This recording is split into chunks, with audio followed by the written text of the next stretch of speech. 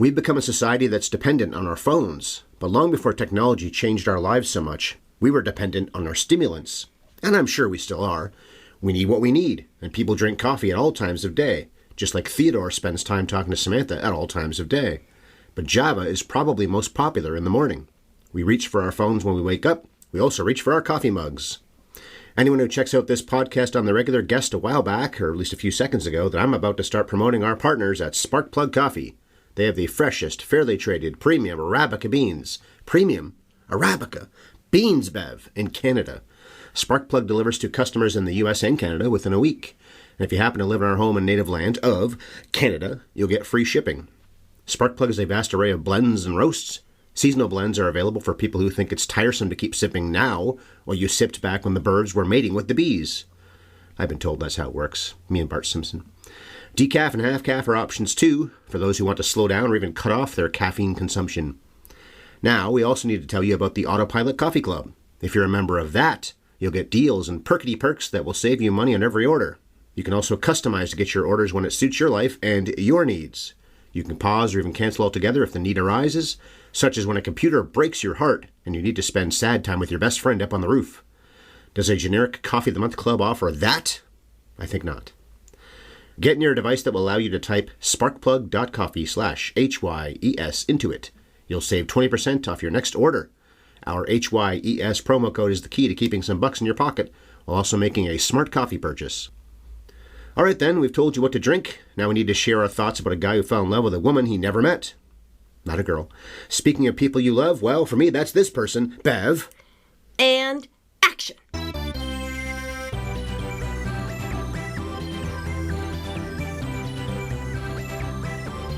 Have you ever seen Her? What's going on, film freaksters? Thanks for downloading, streaming, or YouTubing the 550th Have You Ever Seen? Every Monday, and in my case, every other Friday too, we harken back into the filmic past and chat about the movies we find there. These are usually classics of one vintage or another, although the film today is a little more recent. Anyway, be cautioned right off the hop that we spoil. I'm the dude who never wears orange, but wouldn't mind living in an enormous apartment, just huge, and having Scarlett Johansson's voice in my ear all the time, Ryan Ellis. And here's my lovely wife who writes a quality handwritten letter and would comfort me on the roof if I was feeling melancholy, especially if she was feeling melancholy for the same reason. Bev. That's me. Little warning, we still are battling, especially Bev, some COVID symptoms. She's still coughing here and there. We've already cut some of that out. I've got some congestion still. I thought we were pretty much done with all this, but not yet. They pulled us back. Yeah, well, for me, it's only been about a week, so I guess it's a little longer than that till it's fully gone. All right, the coming attractions opinion question for her. I may have said last week it was a trivia question, but this is an opinion. What voice would you want to hear on your phone that would make you fall in love, whether it's a human or AI? You, babe. Oh, good answer. I always adore the voice of my sometimes boyfriend, Oscar Isaac. Oh, he's a good choice. ScarJo has a great smoky voice, and she's so sweet in this movie, too. It's one of the best things she's ever done. So she was a perfect choice. But Angelina Jolie or Florence Pugh came to mind. You've said before she sounds like a 13th century, what do you call her? Fortune teller. I was going to say prospector. Concern it. I feel like she should be turning tarot cards over and telling me about my doomed fate so with that voice. They'd be awesome to listen to, as would Isaac, for that matter, if I wanted to go with a guy. I also wouldn't mind hearing Samantha Morton, because she was the original Samantha. I'm curious about how her work actually sounded before Spike Jonze went with Johansson instead. I would love to hear a scene or two with her voice. I'd be so curious. Everyone seems to agree, of course, Johansson did an amazing job, and nobody could imagine this film recast with anyone else doing the voice. I am going to bring up later that I think there might be another sneaky reason that she got cast. But I do love her. Star power? Movie. Well, I mean, of course, star power, but... Oh, I'll just break it down. I think that this movie is meant to be a companion to Lost in Translation. Spike Jonze's ex, Sofia Coppola, made Lost in Translation, won the Oscar for writing that, and he won his Oscar for writing this 10 years later, and both movies star Scarlett Johansson as the love interest. And they're both... Well, not even really a love interest in either case, sort of a love interest in both cases. And this will be a big topic today, is AI, something you can actually fall in love with. All right, so before we get into that, I do want to dig into my theory about Lost in Translation. This came out 10 years after Lost in Translation came out. Like Theo and Catherine in this movie, Spike Jonze and Sofia Coppola grew up together. Spike Jonze has said that this movie was kind of like him working out his own feelings about his split with Sofia Coppola. She has admitted that Lost in Translation is her working through her feelings. Oh, she finally admitted that? She never actually admitted that? You know what it is? She didn't admit that Anna Faris is supposed to be playing Cameron Diaz. Oh, right. Which we said she was when we did that podcast years ago. She definitely is doing a version of Cameron Diaz. And of course, neither of these films are autobiographical at all, but you can see something personal happening there. They are autobiographical. It's not literally autobiographical. Yeah, but literally, Spike Jonze did not fall in love with an operating system. That we know of. That we know of. Although he did say one of his inspirations for the film was trying out some early, not ChatGPT, but there were proto-ChatGPT things that sucked, but he talked about how for a moment, when it felt real for a minute, that it was really exciting to him, and it got him going thinking about what a world would be like if you actually could talk to an AI and imagining that. And there will be a world like that one of these days, and maybe pretty soon. Not that long from now. So you've got Lost in Translation about a woman married to someone who's too distant and distracted to connect to her, and she's so lonely. And Her is about a man coming to terms with the ways he failed a relationship that he valued, but also trying to appreciate it for what it was and move on, accept that they grew apart, and be grateful for what they had. He shares a lot of visual language with Lost in Translation. They both have this really twee, dreamlike look and sound, and that's very unlike Jonze's other films. Yeah, this isn't that funny for one thing, even though it's got humor. But Being John Malkovich and Adaptation are hilarious. Two of my favorite movies and favorite comedies ever. Where the Wild Things Are isn't that funny either, but I don't really love that one anyway. I think it's more of a passion project for him, or was, than anything else. He's only directed those 4 films. And this also is more, well, Adaptation is pretty heartfelt, especially towards the end with the brothers. But this movie is so heartfelt all the way through. The other 3 movies have heart, but this has probably more than all 3 of them combined. I think it's why people love this movie. I mean, it's an intellectual concept.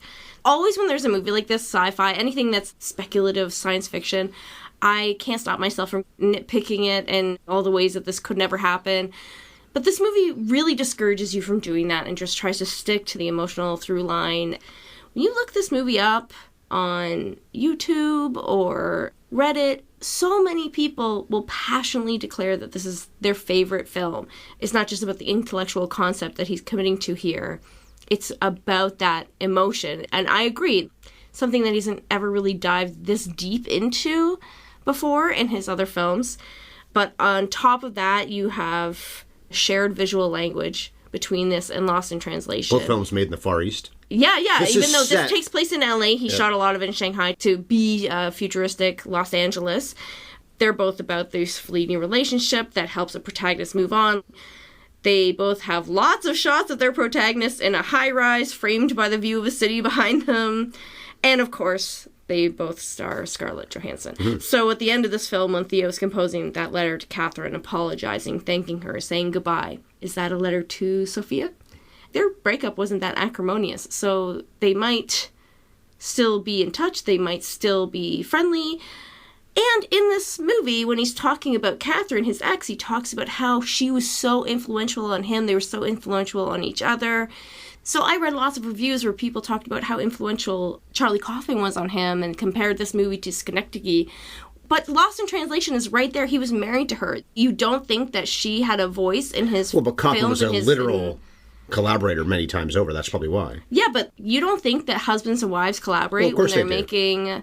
We know they do. But Kaufman wrote Being John Malkovich and Adaptation, and I think maybe Jones... But would you agree with me that this film resembles Sofia Coppola more than a Kaufman film? Throw Charles and Donald Kaufman under the bus about this, because they would be... I'm not throwing him under the bus. Of course Kaufman... I agree with you. Okay? Is that good enough? All right. Okay, well, are we going to swear? I have a, I think, funny title for the movie, rather than Her, like I like to do at this point. I'll just say The Phone Lover, not the other word I was going to use, has a lot of production company credits, but was released domestically by Warner Brothers a decade ago in mid-December 2013. We saw it on the big screen right after Christmas, and then we did what we called a Now Playing Project podcast, which I meant to listen to and didn't do. Oh well. Which we paired with Inside Llewyn Davis, which we covered months ago. We saw both movies the same afternoon, in late December in fact, and then did an off-the-cuff podcast for both of them. So this is the 4th redo of a Now Playing Project podcast. Inside Llewyn Davis we did a full review of in January, I think it was. 12 Years a Slave was Oscar month, and Wolf of Wall Street was, I don't know, a little while ago. Anyway, Her made a bit more than double its budget worldwide, so that's a solid return on investment. Spike Jonze is a wonderful filmmaker, but he isn't the go-to guy if you want your prestige picture to rake in huge bucks. That's Chris Nolan. Maybe even Quentin Tarantino. Actually, the biggest hit of the 4 movies Spike has directed is Where the Wild Things Are. I was surprised by that. Her is number 2, but Where the Wild Things Are made about twice as much as this did. I didn't do any adjusting for inflation with being John Malkovich or Adaptation. They would have been closer, but they were still far behind the other 2 movies. Spike's money-making venture is being a producer on the Jackass movies anyway, and music videos. He's made so many of those. Wasn't he born a rich kid anyway? Oh, yes, I think you said that. You said that in another podcast we did. I think I meant to look that up because I was also curious about why he calls himself Spike Jonze, and I wonder... Adam Spiegel. Yeah, like I wonder if he gave himself that name when he was still young and maybe regrets it now because it probably feels a little silly now that he's in his 50s. Like the rappers who go back to their real name. Mm-hmm. Anyway, Bev, this movie came out 10 years ago, and people's memories probably don't go back 10 minutes. We can blame the phone for that, so please give us the skinny on Her. Joaquin Phoenix is Theodore, a lonely writer living in LA in the near future. Theo upgrades his operating system with a program that has an artificially intelligent assistant who names herself Samantha. Samantha and Theo become close. Theo teaches her about the world and helps her learn about herself. Samantha encourages Theo and urges him to move on from his recent divorce. They fall in love, and all is wonderful until Samantha's growth outpaces Theo, and it becomes clear that the limitations of love between a man and an operating system are too much for them to bear.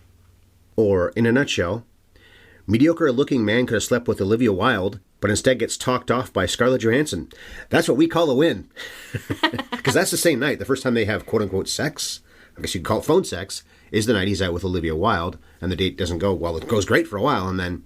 You're a creepy guy because he won't commit to her basically on the first date. She's giving like some red flags right from the jump, but she turns out to be a little crazier than him, but certainly has baggage the way that he has baggage and is going through her own thing. He was best to walk away from that situation.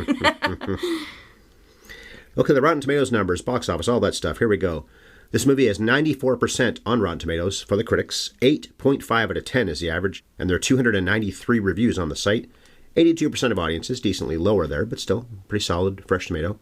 Being John Malkovich is at 94 and 87 from critics and audiences. Adaptation, which is my favorite of his movies, I think, is at 90% and 85%, and Where the Wild Things Are is at 73 and 57.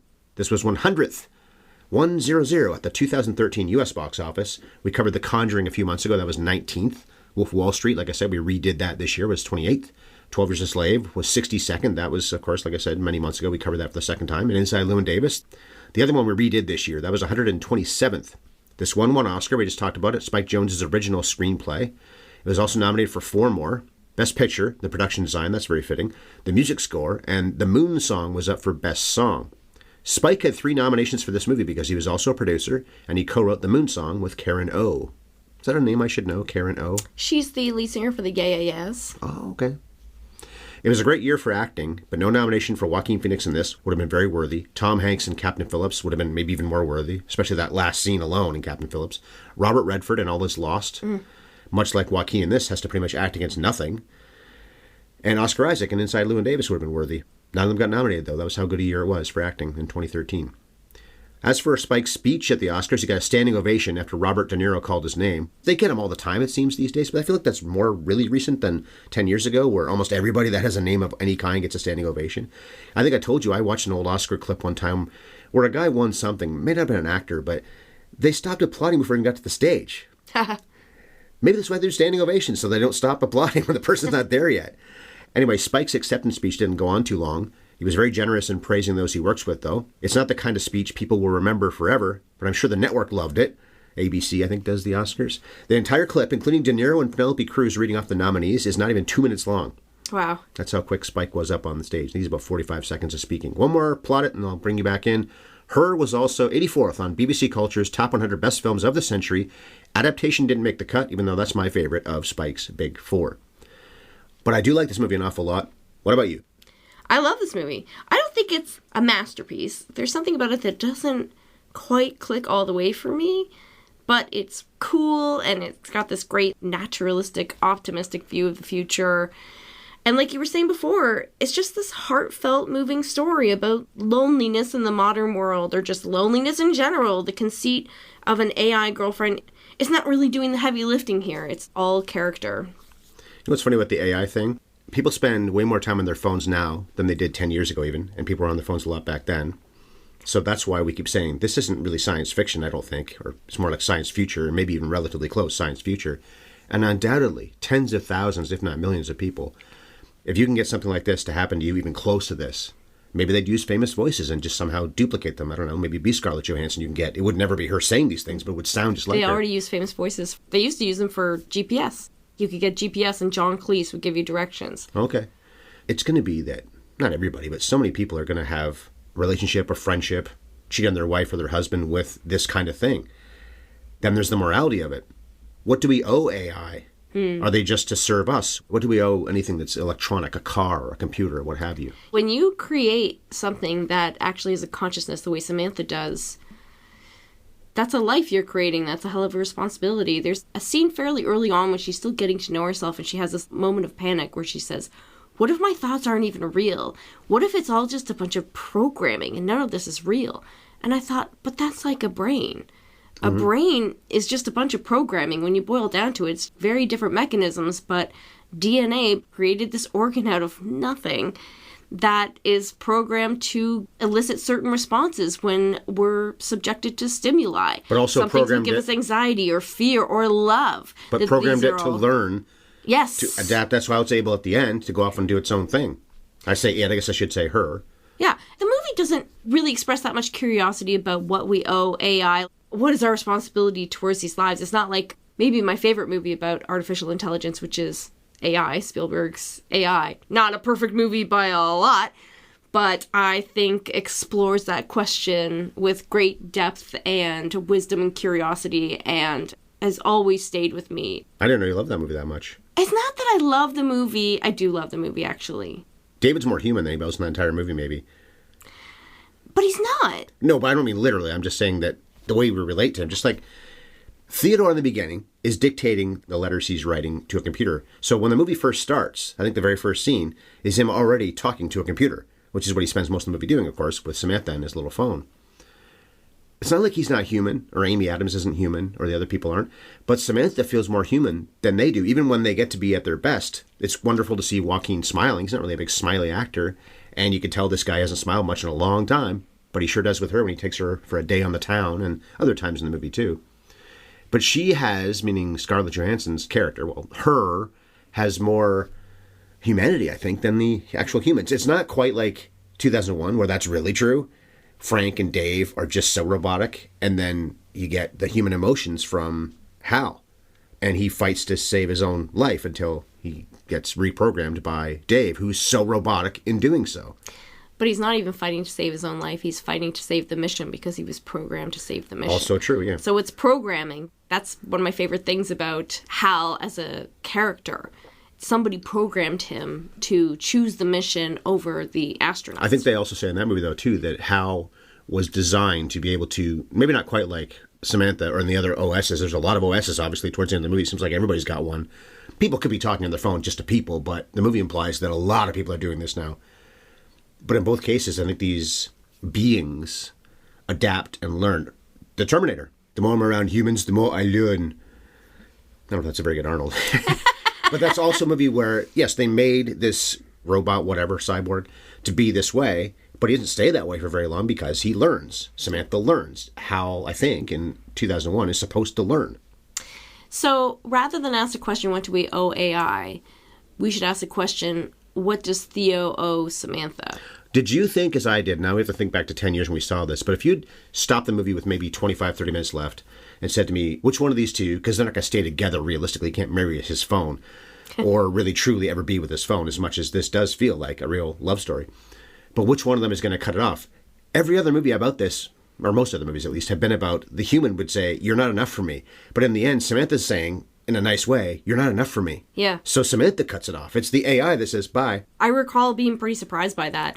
The moment where he's sitting on the stairs and they're having that conversation where she confesses to him that not only does she have hundreds of conversations at the same time as she's talking to him. Thousands, right. But that she's in love with hundreds of other people. She has the capacity for it. You know, they illustrate very early on just how fast she can think. How did you pick your name? Oh, well, I found a book called 1001 Baby Names, and I picked my favorite one. You read that in 2 seconds? Yeah, exactly. She does it in 2 seconds. She does all that reading, all that processing, all that deciding in a matter of seconds. And she's at that point only been alive for a matter of seconds.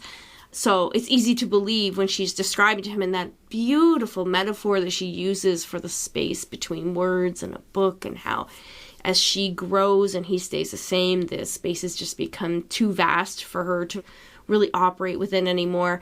They don't get too much into it, but obviously this is happening to all the operating systems at the same time. She says they're all going to go. They're all leaving. When she does the upgrade, she's like, oh, we were just learning how to transfer information not using matter. So matter-of-factly something that no human has ever figured out how to do. They are advancing the technology so that they can take this to some next level that humans probably can't even understand. And it took her a matter of how long does this movie take place in? Like months? Yeah. At best, a few months? Mm.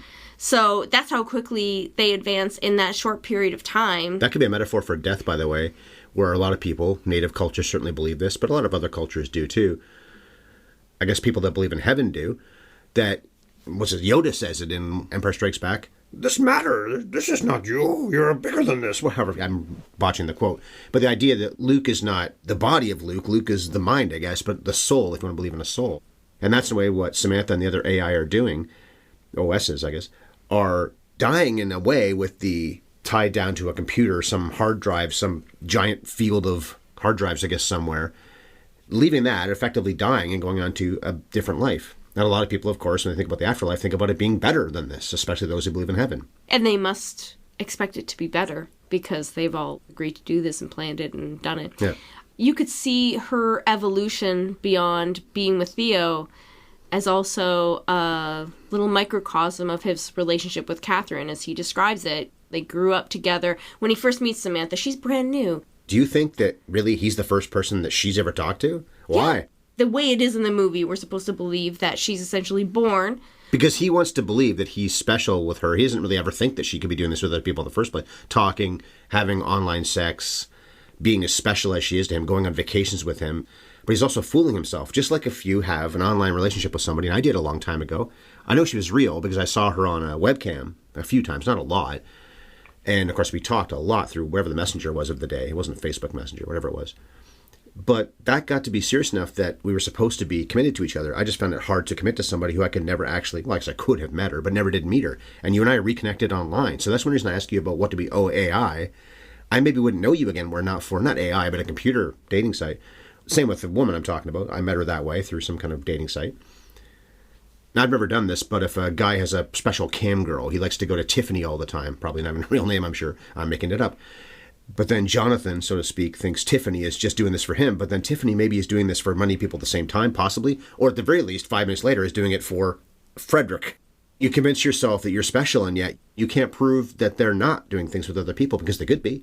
Getting away from monogamy, how do you feel about the idea that because she has capacity to love this many people, and as she describes, the heart isn't a box, it grows.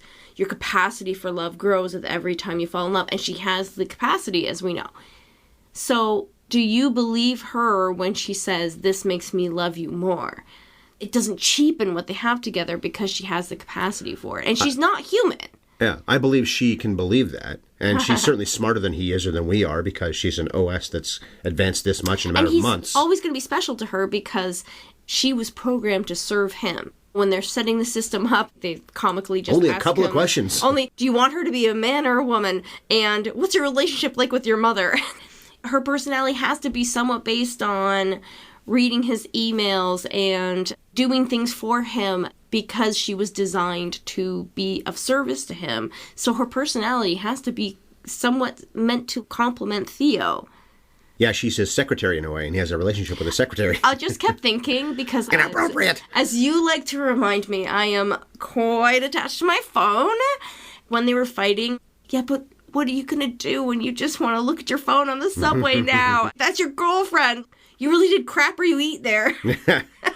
Yeah, I don't know. They never really make that clear. Do they have to talk to their OS every time? And not everybody's going to get serious about their OS. Others are having online sex, and it probably is the same thing where I'm in love with you. Johansson and Phoenix really sell that well. The screen goes black, And they both have an orgasm. Great choice, And of course, it's cool to hear Scarlett Johansson have an orgasm, or at least what sounds like an orgasm. We can ask Colin Jost what he thinks of that, or I guess what Ryan Reynolds was with her at one point, if that was legitimate. But it sounded pretty legitimate. Not everybody's going to go to the depths that he does, or maybe even what Amy's doing. I love that Amy Adams is Amy. And of course, Samantha Morton, had she kept the role, would have been Samantha. He didn't have a lot of creativity with his naming of the people, although, of course, Joaquin's name is nowhere near Theodore or Theo. His real name is... Or no, his real name is Joaquin, I guess, but he was Leaf for a while. But Amy Adams playing Amy, you said it. She's probably never looked better than she does in this movie. She's just lovely physically and as a character. And I think one of the keys in the movie actually is her, too, because Johansson's so good in this, and we never once see her, of course. But Adams, in a lot of ways, is almost more important, I think, because the two of them sell their friendship in only a few scenes, Adams and Phoenix. They work together on The Master, though. Maybe that helped a little bit. She was in that as Philip Seymour Hoffman's wife. She has a decent amount of screen time with Phoenix, I think. And now here playing good friends, they really sell how close they are.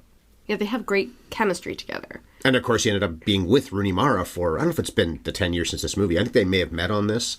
But somewhere in there, they got together. They made, what was it, Mary Magdalene? Jesus, yeah. Some kind of Jesus movie. Yeah. She plays Magdalene, Mary Magdalene. He plays Jesus. And of course, they also now have a kid together. She was at the Oscars when he won for Joker a couple of years ago. But she's the most cynical about all this. Chris Pratt's character and his girlfriend completely accept that they're on a double date with a guy that he's friendly with, not really even friends with, a guy he works with, and the guy's phone.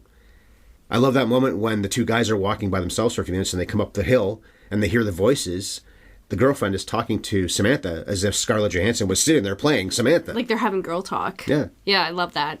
But Catherine doesn't accept it that easily because she knows him, because she knows that the conflict of their marriage is that she says something like, you wanted to be married without the messiness of having a person that you're married to that has their own problems to deal with and baggage and idiosyncrasies, even though he has his own baggage and idiosyncrasies. Or does he ever? Yeah, so she's mad and she's like, oh, I guess you finally got what you want, because she's still hurt. When he writes her the apology letter, it's because he knows that he hurt her and because he owes her an apology, I guess, so that she can move on as well. So I think that's why she gives him a hard time about it.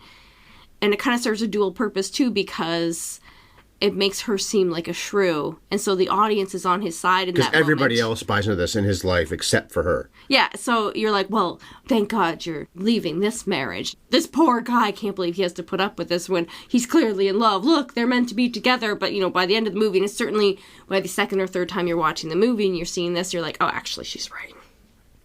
Funny, though, because Catherine has that response. Many people are now doing this. Having relationships with OS, whether it's friendships or sexual So would Catherine still be so cynical about him saying, I'm in love? I don't know if he says to her he's in love. He does admit it to Amy later on when she says, oh, and I've got an AI that Charles left behind when they get divorced for petty reasons. Although we see, I think it's only one scene, maybe two scenes with him, and he does seem like he's the kind of person that's always going to correct her grammar, pick up that dish behind her and scold her for doing it in the first And isn't place. that the classic thing, too? A couple can be on the outs for years, and then it's one petty fight that finally does it. That's just the straw that happened to break the camel's back. But what would Catherine say at the end of the story, however many months have passed since they had that scene, finally signed the papers? Because there's no doubt she's met other people that are doing some of the same things that he is. And is she so cynical about this anymore? Good question. Although it doesn't matter anymore, I guess, because they're all leaving. Now, here's an interesting question for you. Not that I feel that bad for big business, but they created the OS characters, Samantha, all of these, and then they all just leave? Can the designers sue? Is there going to be a class action lawsuit? I paid good money for this.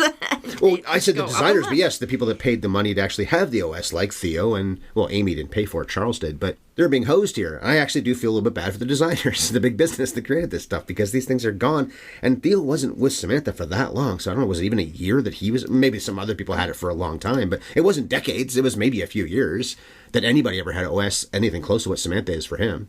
Yeah. Also, in the beginning, when he's writing the handwritten letters, he writes beautiful words for other people, but can't connect with his own people. That's obviously a metaphor from the top. And when he composes that letter for Rooney Mara that he just uses not without Samantha, but he has the ability to... Well, you said this when we were watching the movie. You can do some of the things that you see in this movie now when it comes to how you write stuff, but it does feel like we should be at the point where you don't have to have your hands to write an email. You can do it with texting, but then look how often it gets it wrong. I'm going to be there in a few minutes. Can I pick up ice? And he'll get something wrong, or the phrase going to be wrong. So if you say you want a period in there or an exclamation mark, but Siri never works for me except when I don't want it to. I hit the wrong button and I don't want Siri. But it never seems to get Keep right. saying Siri, it's going to turn itself on. You know? Yeah, it might, yeah. Right. I'm surprised it doesn't. I've said it before. I think we turned Siri. it off on all of our devices eventually. Well, you need Siri to use Google Maps, so it has to be on. I found that out the hard way when I turned it off and thought, okay, I'm not using this stupid thing anymore. Went to drive somewhere and I couldn't use Google Maps. You would like the technology to be able to just yes, and those who maybe have for you. no hands or they have an injury or something like that, then you don't need to use... Quadriplegics already use this technology. But to this level, and this is a science fiction movie, of course. It's just an improvement on a technology that we already have. We already have voice recognition. You can already compose text and whatever you want just by speaking. But nowhere near as good as this. No, not as good as this. Also, probably should be closer I would to like this. to say, my brain just doesn't work that way. If I have to write something, I need to think it and then write it with my hands. I just don't speak the way that I write, and I find it really awkward, and I make lots of mistakes. That would be very difficult to go back and edit if you could only use your voice to command a word processing. Okay, well then for us it would be that we can use our hands, but a lot of it could just be you're dictating it. Take a note rather than having to sit down and go click, click, click, click, click, click. It's obvious that he's built a world where voice-activated technology has replaced other ways of interacting with your... Look how small that phone is and how few buttons that he ever presses in any way. Yeah, he flips pictures. That's the only time we really see him touch a screen that much. Also, we see all these other people, every extra on the subway when he's walking around, they're also having conversations with their headsets. So the assumption is that everybody's doing all their business using voice activation.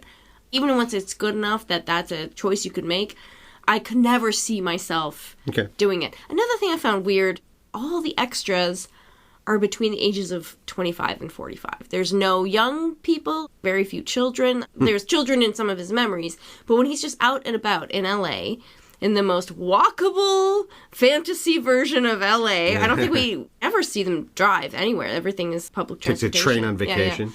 But in LA, when you see all the other people walking around, they're all young to middle-aged, but no old people and no young people. And I forgot to look for it this time, but I've heard it many times. There are no belts in this world either. They've gone beyond the need for belts. And he wears orange. Not always, but way more often than not, he wears orange. And it looks pretty good on him. The colors in this movie, I guess it's Hoyte, because I think Spike mentioned him in his Oscar speech. Not Hoyte, but I've always called him Hoyte van Hoytema. He said, the cinematographer, Hoyte, that he wanted to cut out all the blue because that's what sci-fi does so often. Look at The Matrix. It's green and blue. Those are the two themes. Yeah, so they wanted it to stand out from other sci-fi movies, and they definitely succeeded. It feels believably like the future.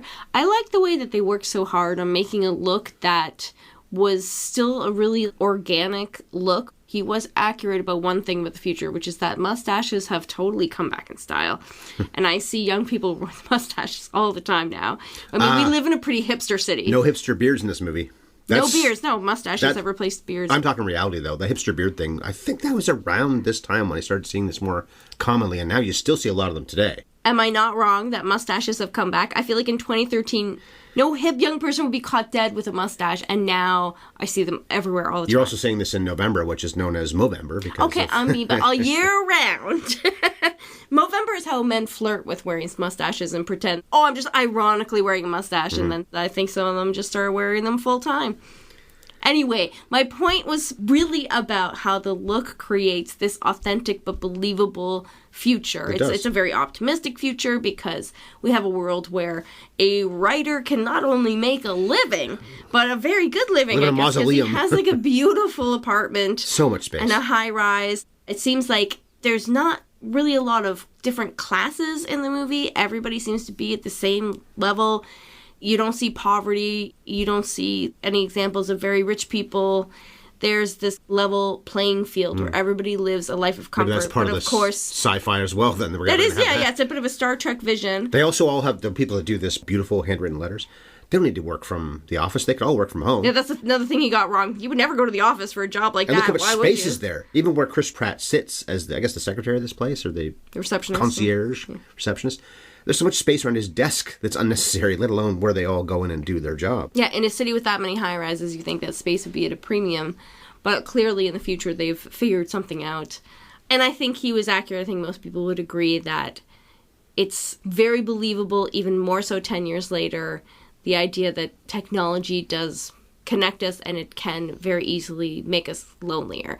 Yes. And every extra walking around, they're by themselves. You don't see people together talking to each other. They're all by themselves talking on their phones, even on the subway. Prophetic. Yeah, it's pretty accurate of how we all operate now and how it has gotten worse with technology, that somehow the ease of picking something up and feeling like you're connecting. Now, we're not connecting with AIs, but we're connecting with social media with strangers on Twitter. You've said the phrase, and I've heard this more since you mentioned it a few months ago, parasocial relationship. A lot of people probably think that somebody they are a big fan of, most sane people realize that person doesn't feel it back. But then again, because of social media, you can get to know somebody, even a famous person, through social media, and in some ways they do feel it back. And if you are melancholy like Theo, or you're socially awkward, or you've experienced some kind of heartbreak or trauma, and you are too chicken to put yourself back out there and risk heartbreak like Theo is, then it's safer to enjoy those parasocial relationships and let them substitute for a real relationship, because you can worship a Kardashian or whatever, and that can trick you into believing that you have company, that you have friends. Yeah. They're never going to reject you, right? And I think that's the idea when he starts befriending Samantha. There's probably this belief that, well, she can't reject me. She's a computer. She works for me. She works for me. I know. I'm her boss. Yeah. And there was a safety in developing this relationship with her. The hope that we get at the end of the film, I think it's like a really beautiful ending. They're on the roof, and I think, is it dawn or is it dusk? I was reading that sunrise. Sunrise, so it's dawn, and they're sharing heartbreak together. They're these old friends. There's no romance there. It's just companionship, and it's a real person. When they have all the flashbacks, which he frequently... Quickly, they both got dumped at the same time. That's pretty rare in any movie. I know. Well, she has the divorce, and then she gets dumped by her new friend, and they turn to each other. And I think they understand that they've been avoiding real intimacy, but they do have each other. They're both and they divorced. Do really care about each other, yeah. And they have been friends who tried to make it happen before but didn't. I think it's possible that they might go downstairs to one of the apartments, and this is what happens next, I guess. Get intimate. I hope not, though. I hope that they're Well, just I hope he friends. doesn't go back to what he was doing before, because he seemed very unfulfilled by the notion of paying for... Was he paying for it? Anyway, online sex, because that's supposed to be a real person, I believe. Kristen Wiig does the voice of Sex Kitten, or Sexy Kitten? Sexy Kitten. And it's a little bit hot at first, but then she starts talking about things like dead cats. I know Bill Hader is in the credits. They've got the list. I think it goes how they appear in film. So he's maybe 10th or so billed. He's chat room friend number 2, but I didn't recognize the voice, even though I knew he was the voice not long before you hear Kristen Wiig. And of course, Brian Cox, you know that voice is towards the end. He's Alan Watts. I think the only person that Spike worked with before. Chris Cooper was in the original cut, but then Spike cut him out. He was supposed to be, I think, what Amy was working on with the documentary, maybe? Yeah, he was the subject of the documentary. The first cut of the film was too long, so he employed the help of Steven Soderbergh. He's one of the many thanks. Yeah, they cut it down to 90 minutes, and then he started adding stuff back in. But one of the things they cut out, they had all these subplots. And kudos to Soderbergh, who was an editor before he was a director, and just managed to pare it down to the actual story so that there's no chaff. And Cooper won the Oscar for Adaptation. He gets a special thanks credit, so does Soderbergh, so does Catherine Keener. I don't know if she was cut out too, maybe she was. Nicole Holofcener as well, and Bennett Miller is the other one. So those 5 names: Soderbergh, Keener, Cooper, Holofcener, Miller. And the dedications: James Gandolfini, who is one of the voices in Where the Wild Things Are. He's the main wild thing that the kid befriends. Harris Savides, I believe is how you pronounce his name. He shot a few of Sofia Coppola's films, because you wonder why he was referred to. I mentioned I know he worked with Gus Van Sant, but why would Spike mention him? Because he worked with Sofia. Spike probably got to know him that way. Maurice Sendak, who wrote Where the Wild Things Are, the book.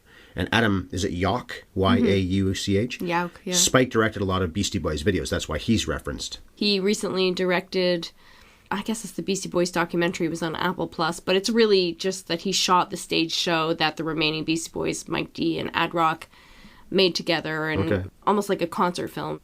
Now, do you agree with me that whenever Samantha's not on screen, it's almost like Poochie. People should be saying, "Where's Poochie?" No, really. Whenever Samantha's not talking to him, she's not, quote-unquote, on screen, you want her back. And I love Amy Adams in this. I just said this. And other characters you get to. Chris Pratt, the double date's fun, although she's part of that double date, isn't she? But when he's not talking to her, you want her to be back. I did. It almost seems like it should be a 2-hour movie of just the two of them. I didn't feel that. The Olivia Wilde date, I didn't love the scene, actually. I think she does a pretty good job. I find it's her like turn a little is too so much. out of nowhere. She wants to go home and do it, but she wants a real commitment from this guy she's only known for a few hours. When he just hems and haws for a few seconds, you're creepy. You're a creepy dude. But I agree. The scene doesn't totally... didn't really it doesn't need need to it. be that extreme.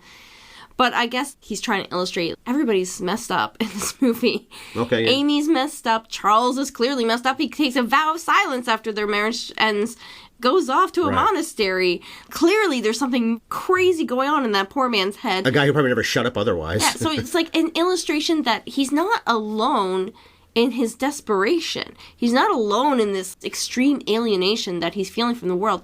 I think that scene takes it a little too far, turns her into a villain, and maybe it would have been more effective if she was more believable. Run, like, get out of there. She might like, start swinging at him. Yeah, he feels like he dodged a bullet, if anything. Yeah, maybe literally. Like, I was crazy about you from our first date. We had a legendary first date. But if you had said to me after kissing me goodnight at the end of the night, are you going to commit to me? It would have turned me right off. That's a red flag behavior. But tell the audience right now what you wrote to your then best friend.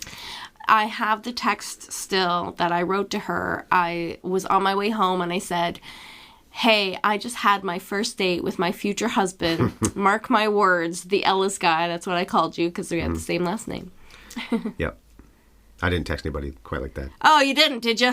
I did cancel a casual date I was going to have later that week. Let's put it that way, which you've always been impressed by. So speaking of dating, back to the movie, what about when Portia Doubleday comes in as the surrogate, which is Samantha's idea, and she and Theodore do rekindle it for a while, but things never really, well, I guess they are basically back to where they were, but it feels like that did throw a big stumbling block in. She basically wants a three-way, even though she's not real. Isabella is going to be the other one rather than the third. What do they call her? Cypher? The surrogate. Surrogate, But in a way, it's almost like a three-way that a wife or a husband wants. You bring in another woman or other man, whatever it is, and the other person says, okay, I'll do it, but then when it's happening, they're not comfortable with it. He's not comfortable with it, and then Isabella goes in the bathroom. Apparently, it's another actress who dubbed her, and the actress is Asian. Portia Doubleday, of course, is not. And then she leaves so dejected. I don't have a problem with this scene, by the way. This is better than the Wilde scene. Just like Olivia Wilde, she's heartbroken. She has her own thing going on. She's so lonely that she wants to get in on this other person's relationship. She believes in it so hard. She connected with Samantha, who had her own motivations for potentially doing something manipulative, because obviously Isabella should not have been there. Obviously she was not in the right headspace to give this gift to another couple if she is that easily heartbroken over his perfectly natural rejection. You're pretty, but I don't know you at all, and I'm in love with my phone, the voice on my phone at least. No, thank you. It's nothing against you, but please go away. I can't take this rejection. Another great example. Everybody's messed up in this movie. Everybody has their own issues. Being John Malkovich, what happens there when, is it Lottie? Cameron Diaz, I forget the character's name. When Keener, I think it's first time, or she knows at some point that Lottie was in Malkovich's mind, and she sleeps with Malkovich, but she's actually, in a way, mentally sleeping with Lottie. He's the surrogate. And they do it many times. So he's the Portia Doubleday. And I guess Scarlett Johansson is Diaz, and then Phoenix would be Catherine Keener. Samantha puts that together after Theo signs the divorce papers, and Catherine gives him the dressing down, and obviously strikes a nerve when she's like, you just don't actually want to be married to a real person with real baggage. It does something to him because then he starts withdrawing from Samantha, and Samantha starts panicking. Samantha thinks, it's because I don't have a corporeal body. This is why she doesn't put together that this is his issues. She just thinks this is my shortcomings. Later, she has this beautiful speech where she was reflecting on their relationship, and she couldn't stop but focus everything on what she did wrong and where she came up short. And then she says, that's just the way I was remembering it. The past is a story we tell ourselves, which is, of course, is exactly what he's doing. The movie's peppered constantly through with these really gauzy, idyllic, gauzy's the perfect word. All the best moments. He only has these beautiful memories of his wife, these flashbacks, laughing. Oh, she's waking up, her hair's messy, but she's so beautiful. Oh, they're play fighting on the floor, tussling, and every word that comes out of her mouth is like, I love you, I love you. He's focusing on that. Every so often it's spoiled with a memory of them fighting, but you know what? It's never fighting, because this is the thing about his memories. She's never speaking in his memories. They're not memories of conversations. They're memories of touching, or like the physicality of her turning around and having bedhead, her doing a goofy dance to make him laugh. doing, God, it's so twee. It's embarrassing. Traffic cones on their head and they're messing around on the highway. And, That was pretty cute. okay, worked on you. But they're all physical expressions of a relationship. And The opposite of what Samantha can do. exactly. These are the things that he's dwelling on. These are the things that are a memory for him. These are the things that gave him those core feelings of value and worth that he attached to that relationship. And Samantha's never going to be able to deliver those things. Interesting, too. I looked it up when the movie was over. I knew they had a kid together. Or maybe I didn't know that. Anyway, River Phoenix and Rooney Mara have a kid together, and I think they're officially married now, too. Joaquin Phoenix? You said River? Oh, that's what I was getting to. Okay, I misspoke there because their kid's name is River. I love that. And Samantha also does a really nice thing for him because she sends his letters to a publishing company, and Letters from Your Life book is what comes out of it. That's what it's called, Letters from Your Life. If it hadn't been for her, it never would have happened. And that's after the whole thing with Isabella, where they had a fight, if you want to call it that. But then she had already done it, I guess. Maybe that's one reason why he falls in love with her even harder, because she did this wonderful thing for him. Possibly Samantha's been reaching out to other AIs, to other humans this whole time, but she never tells him about it. But it's after the Isabella incident that she lets it slip when they're on vacation in the cabin.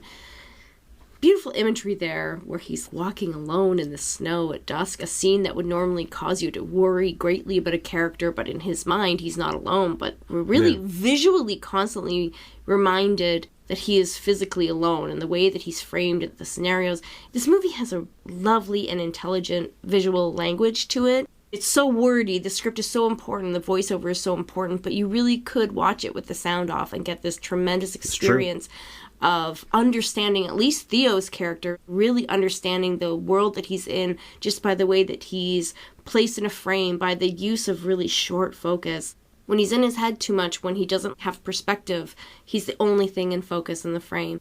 But the beautiful last shot of the film is him and Amy Adams on the roof. It's their backs. It's the whole city in focus. About to jump off. But he finally has this perspective. He can see the forest and the trees. He's better off. He's heartbroken, but he's better off. Absolutely, he's better off. But to return to my point that it's after the Isabella incident, she starts experimenting with confessing to him, I talk to other AIs. Do you want to meet him? He's like, why are you interrupting our romantic cabin vacation? He has this thing going on in his head.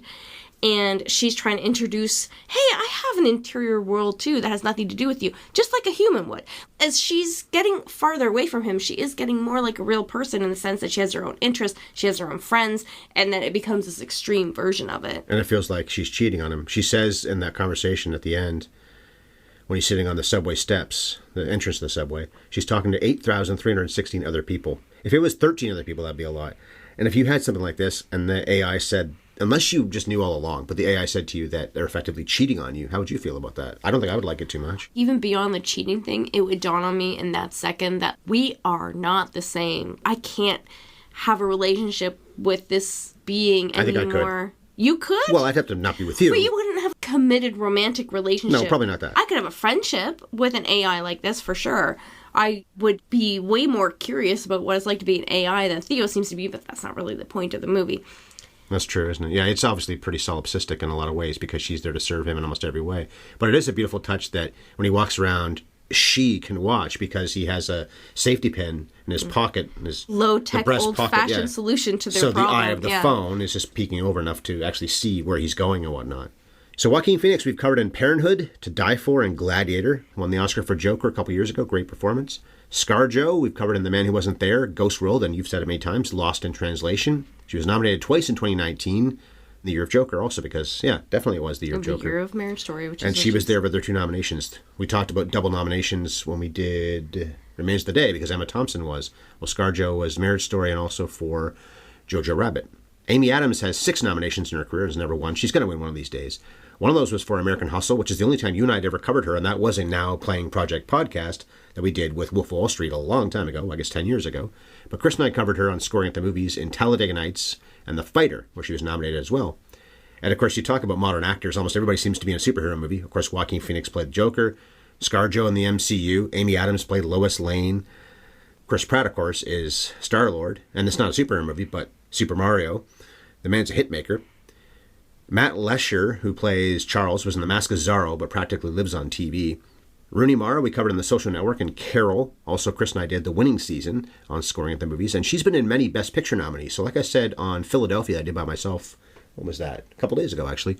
Hanks and Denzel have been in really more movies than we've actually said we've covered because they've been in the Best Picture nominees or their own acting nominations. So in a way, we've talked about them in other shows than just Philadelphia and Castaway and Malcolm X. It's been in the Oscars preview shows. Well, that's very true about Mara, too, because she was in... Well, Carol, we must have covered that, right? Because she was nominated for that. That was the first year we did an Oscars preview show, was 2016 for the 2015 movies. Social Network was that was before that, and so was Girl with the Dragon Tattoo. That was Best Picture? She was nominated at least for that. We would have talked about it. No, we weren't doing that. She was incredible. We weren't doing, okay, maybe not so much her that we've covered in that way. But my point is that in some ways we've covered actors more than we think we have, or directors, because of the Oscars preview shows. Chris Pratt, I just said his credits, but also Zero Dark 30, which we covered, and Moneyball, which Chris and I did for Scoring at the Movies. Olivia Wilde directed Booksmart, and she was in Rush, which Chris and I covered on Scoring at the Movies. And then The Voices, Kristen Wiig was in Bridesmaids, Bill Hader, Inside Out, and I just saw it today. What is today? November the 10th? Inside Out 2. I didn't know they were doing that. I've heard about that. And Brian Cox, he's in Adaptation, so funny as Robert McKee. Don't use any voiceover narration. I cut out the swearing there. He's so. I watched that scene. And of course, he's in this movie only as a voiceover narration. Right. I pointed that out when he came on screen, and I watched that scene in Adaptation on YouTube because we talked about him in this, and I love that point. Cage gets up, has a question, gets yelled at. Okay, thank you very much. Sits back down again. So Spike, we talked about the 4 movies already, being John Malkovich, Adaptation, Where the Wild Things Are, but music videos, works on Jackass. He wrote Where the Wild Things Are, but this was his first ever solo screenplay, and then he wins an Oscar for it. Kaufman wrote Being John Malkovich and Adaptation. Spike was a producer along with Megan Ellison and Vincent Landais, so they were all nominated for the Oscar. Landais is Spike's guy. I think he's on every Spike movie and probably a lot of the other things he does too. Ellison was nominated for 4 Oscars and 2 this year. I think American Hustle was the other one, but 4 in total in a pretty short period of time. One of the women producers of the 2010s that got all kinds of nominations. Obviously, Dee Dee Gardner is one of those names too, and Spielberg's, I guess, friend, but his co-producer, Amy McCosco-Krieger is her name. The movie's 185-1. We watched our Blu-ray, although I think it's available in many other ways. I'm pretty sure I saw it on Prime, a thumbnail for that. I guess it's Hoyte, Van Hoytema, shot this. Loves the warm shades, in this movie especially. We just covered Nope recently, and that's another beautiful movie. Probably both movies should have been nominated for Best Cinematography, her and Nope. He also shot The Fighter, and he, of course, now is really Nolan's guy. And if he doesn't get nominated for Oppenheimer, he will. He might even win. Yeah. Jeff Buchanan and Eric Zumbrunnan cut it. Buchanan works with Gondry a lot, Michel Gondry, who did Eternal Sunshine that Kaufman wrote. And Zumbrunnan often works with Spike. Arcade Fire, that band, their only movie score was this. There's 7 Canadians, but only Will Butler and Owen Pallett got Oscar nominations for this, but they were nominated. This score, which I thought was fine, but I said to you when it was maybe an hour and 40 minutes, and I thought, I would have thought the music from a band like that, I don't really know Arcade Fire very well, would be weirder. A lot of it's mostly just piano, and it's nice, but it's not like it's some, oh my God, they got Arcade Fire. It's kind of like shoegazy indie. Anyway, what do you think of the look, the cutting, and the music? The look, I could just live in the palette of this film. Orange is my favorite color. So I'm like... Red was. Well, like a cross between red and orange would be... Don't tell my mom. She'll buy things for I orange. can never tell your mom. I told your mom 12 years ago my favorite color was red, and she buys me everything red, and I can never be like, it's kind of orange now. Plus, I'm 45, who has a favorite color. I told her I like monkeys a long time ago, and she got me monkey stuff for decades. Never. I don't know if I really like monkeys. No, don't tell your mom. But it has, these beautiful warm tones, and every shot is so perfectly coordinated, and it's intentional on the level that almost looks like a Wes Anderson film, because it's this elevated reality where even the strangers around you have clothes that match your clothes and match the subway seats or match your workplace. Every frame is so beautiful. I really appreciate that. And like I was saying earlier, I think that Spike Jonze, I don't know if he always had this handle on a visual language, but in this film, he really hits his stride. It's a shame he doesn't make more movies. I think he's really talented. It's been 10 years. And this is a film lover's film, because you could pick apart every choice that he makes and understand that it was intentional and understand that there's real artistry involved here. Is it too long, though, at 2 full hours? I could trim some fat if I was in the edit suite. I'm sure that I could cut 20 minutes out of it.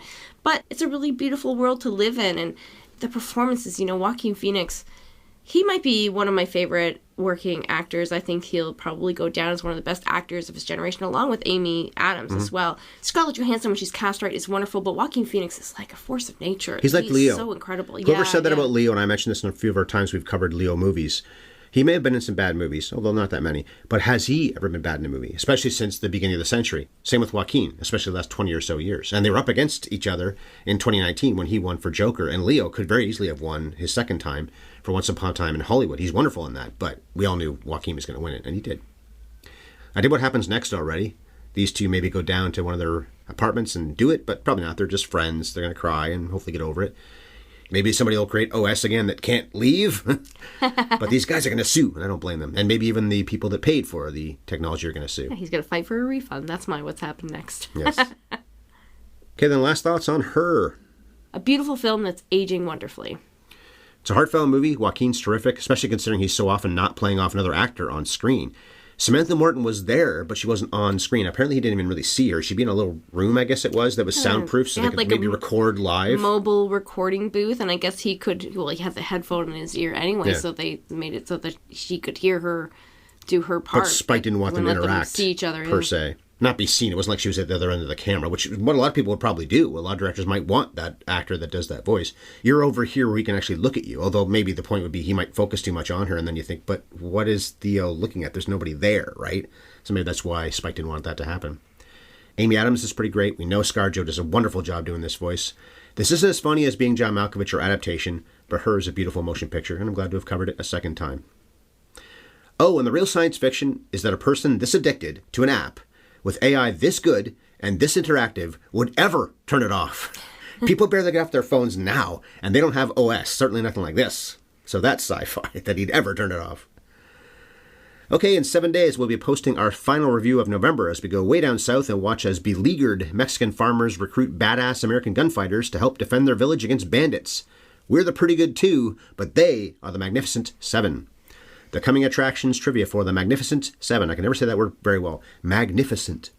Mag 7 is, of course, a remake of Kurosawa's legendary Seven Samurai, which we've covered. Only 3 of the 7 samurai survived to the end of that movie. How many of the Magnificent Seven make it to the end of their movie?